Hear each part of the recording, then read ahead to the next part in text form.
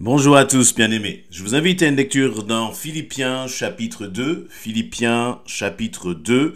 Voilà, avant de commencer cette lecture, je vous rappelle que vous pouvez vous abonner à à notre chaîne YouTube. Vous pouvez aussi, cliquer sur la petite cloche pour recevoir des alertes à chaque fois qu'une nouvelle vidéo est mise en ligne. Et vous pouvez cliquer sur le petit pouce de façon à ce que, ces vidéos puissent être vues et bénéficier au plus grand nombre.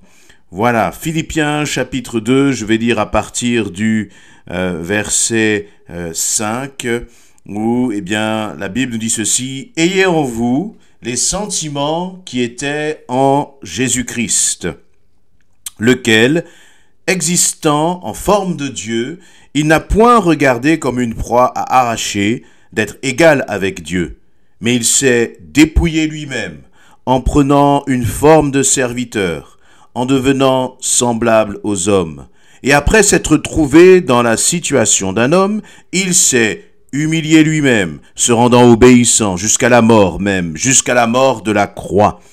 C'est pourquoi aussi Dieu l'a souverainement élevé et lui a donné le nom qui est au-dessus de tout nom, afin qu'au nom de Jésus, tout genou fléchisse dans les cieux, sur la terre et sous la terre, et que toute langue confesse que Jésus-Christ est Seigneur, à la gloire de Dieu le Père. Amen. Voilà un texte qui est riche, qui comporte beaucoup d'enseignements profonds, dans lequel l'apôtre Paul va écrire aux chrétiens de Philippe, et donc l'apôtre Paul nous invite, et la Bible nous invite à avoir les sentiments qui étaient en Jésus. Et là, plus particulièrement, de quels sentiments nous est-il parlé là? Il nous est parlé de l'humilité, Et Paul, la Bible nous appelle à revêtir l'humilité, de ne pas chercher toujours son propre intérêt, de ne pas toujours agir en fonction de nos droits, de ce qui nous reviendrait de plein droit, mais de plutôt se demander, Seigneur, comment à travers cette situation,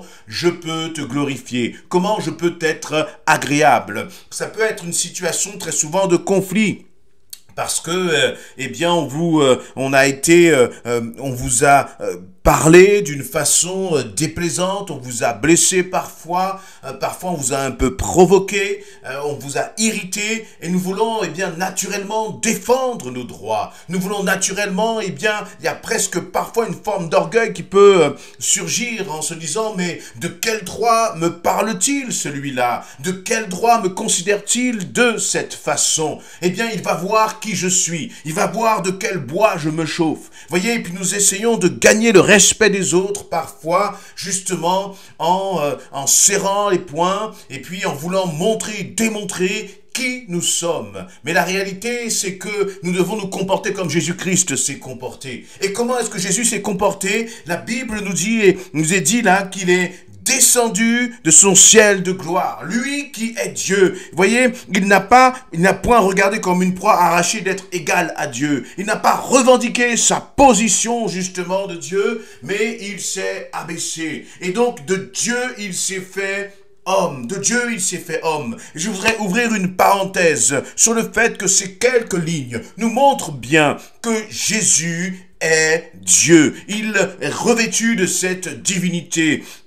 Il nous est même dit que lorsqu'il est descendu de son ciel de gloire, il a revêtu ce corps d'homme, il s'est dépouillé lui-même. Je reviendrai sur ce point-là. Et puis, il est retourné à la droite du Père. Et là, il a été souverainement élevé. Il a été élevé comme un souverain. On lui a donné le nom qui est au-dessus de tout nom. Ça, ce sont des caractéristiques de Dieu, parce que Dieu est souverain. C'est celui qui s'appelle Yahweh, qui veut dire Seigneur. Il est seul Seigneur. Et pourtant, il y en a un autre qui s'appelle Jésus-Christ, qui est aussi souverain. Il y en a un autre devant lequel tous les noms, tout le monde se prosterne et fléchissent le genou. Il y en a un autre nom pour lequel, une gloire est manifestée. Il s'appelle Jésus-Christ.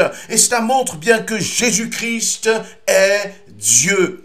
Mais ce qui est important aussi, c'est de considérer que ce Jésus-Christ a accepté de se dépouiller de tout, de sa condition de Dieu. Il a accepté de revêtir une condition d'homme, de revêtir un corps d'homme, et donc de comme descendre de l'état de Dieu, de souverain, à l'état de serviteur. Et toi, parfois, es-tu prêt à accepter justement de marcher dans l'humilité? Ce qui est intéressant, c'est de voir qu'il nous est dit que personne n'a dépouillé Jésus. Mais il s'est, au verset 7, dépouillé lui-même. Verset 8, on retrouve cette notion.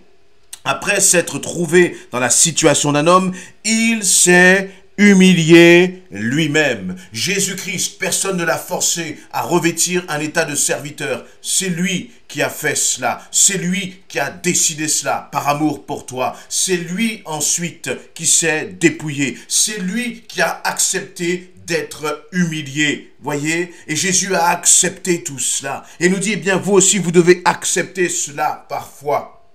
Alors, nous savons et nous savons bien que la Bible dit que, que l'orgueil précède la chute. Vous voyez? Mais que l'humilité, au contraire, eh bien, va précéder la victoire dans ta vie. Pardon. Et parfois, nous voulons être humbles et nous voulons accepter de passer par l'humilité, mais pour juste être derrière, avoir des victoires. Mais je crois que ce n'est pas la bonne raison pour laquelle nous devons être humbles. Pourquoi est-ce que je dis cela? C'est parce que Jésus vivait dans la gloire.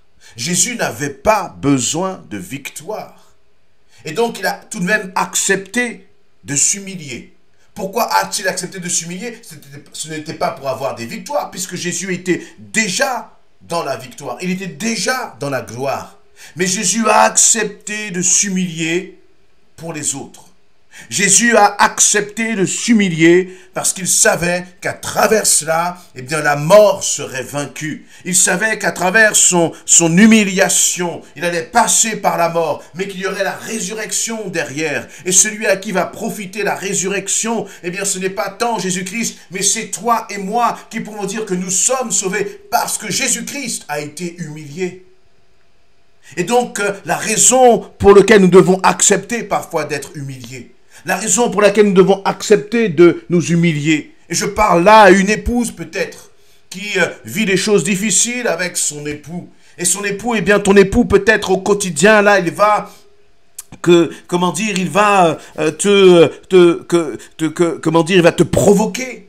Et lorsqu'il va te provoquer, tu as envie de répondre par ta chair. Mais tu sais que si tu réponds par ta chair, eh bien que ça ne vient pas du Seigneur, ça vient réellement de ta chair. Ça génère en toi une sorte de colère qui va faire que tu vas mal parler. Et qu'à l'irrespect de ton mari, toi aussi tu voudras répondre par l'irrespect. Mais je crois qu'à son irrespect, Dieu veut que tu répondes par l'amour. Dieu va te donner les mots. Ce n'est pas qu'il faut se laisser forcément écraser, mais je crois qu'il faut toujours répondre avec vraiment cette maîtrise de soi. Répondre en manifestant le fruit de l'esprit comme Jésus l'a fait. Et tu as peut-être des problèmes avec ton manager dans ton travail. Tu as peut-être des problèmes, l'époux qui a des problèmes avec son épouse peut-être. Avec des collègues de travail, tu as des problèmes avec ta famille et tu ne sais pas comment réagir. Et tu veux réagir par ta chair. Et Jésus te dit, le Seigneur nous dit, ayons en nous les sentiments qui étaient en Jésus-Christ. Et donc tu ne peux pas dire que c'est impossible, que c'était seulement réservé pour Jésus-Christ, mais que toi tu es humain. Non, le Seigneur, la Bible s'adresse à des humains pour qu'en tant qu'humains nous nous laissions transformer par Christ. Et ça c'est le Saint-Esprit qui peut opérer cette transformation en toi et en moi si tu l'acceptes. Si nous acceptons parfois de perdre la face. Jésus s'est laissé marcher dessus, il s'est laissé humilier. Mais derrière cela, il nous est dit que au verset 9, c'est pourquoi aussi Dieu l'a souverainement élevé. Dieu l'a souverainement élevé. Il y a un pourquoi, un c'est pourquoi. Et si tu acceptes de t'humilier, eh bien c'est à travers ton humilité que Dieu va travailler le cœur de ton époux, de tes enfants, de tes collègues de travail, de ta famille peut-être. Mais Dieu ne te forcera jamais. Jésus n'a pas été forcé. Il nous est dit, il a revêtu lui-même ce corps d'homme. Il s'est dépouillé lui-même. Il s'est humilié lui-même.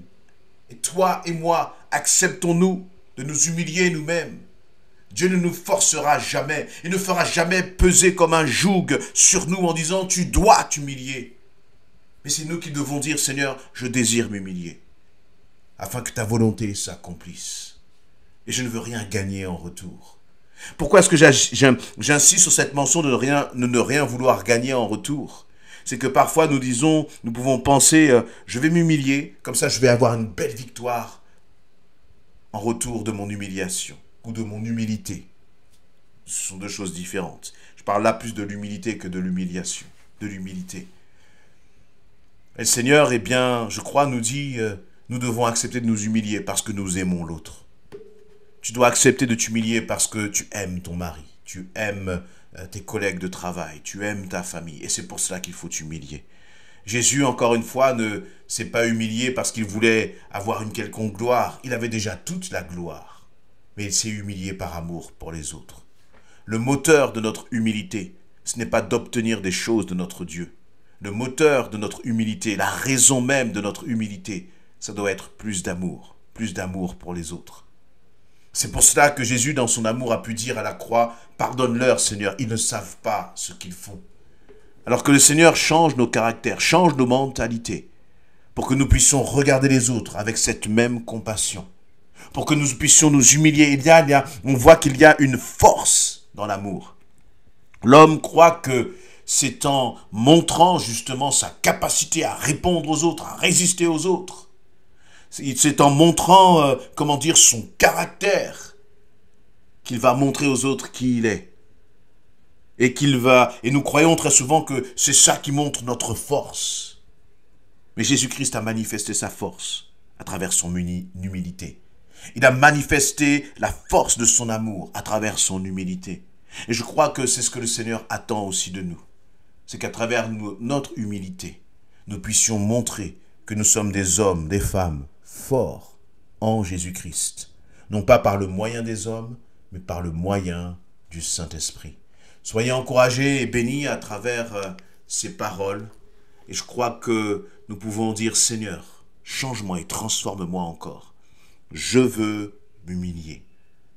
Parce que je sais derrière, Seigneur éternel, qu'à travers mon humilité, c'est toi qui vas agir et c'est toi qui vas transformer les situations. Amen.